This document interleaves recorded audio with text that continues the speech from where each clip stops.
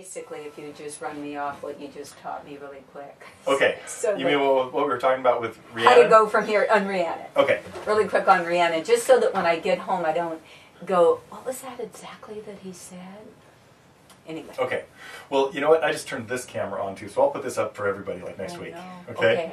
Because so let's just go a little bit of background of what just happened. But we've been talking about Rhiannon. And you've got this kind of part in okay shape. You're happy with that and everything. And then you were into this part. Oh, go ahead. Okay. So the problem in Rhiannon, when you got to this part, was holding the bar down for a long time. Then you have some big stretches up here, and then you got to come down to an F and do the same and keep it down for another 2 measures, and then do this again, and then do the F again. Right. So we were looking for solutions that. So there are two or three things that we found were causing the problem. One of them is a really vital thing that has nothing to do with this song. And it has to do with playing some part to a song that you don't have 100% clear in your head.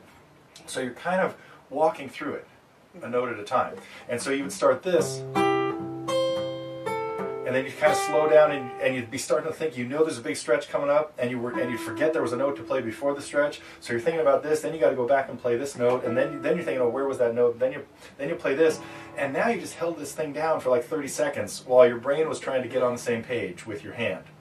And when you play it in the, when you really do it in the song, you're going to be holding it down for about 6 seconds. Right. So it's like you just killed yourself.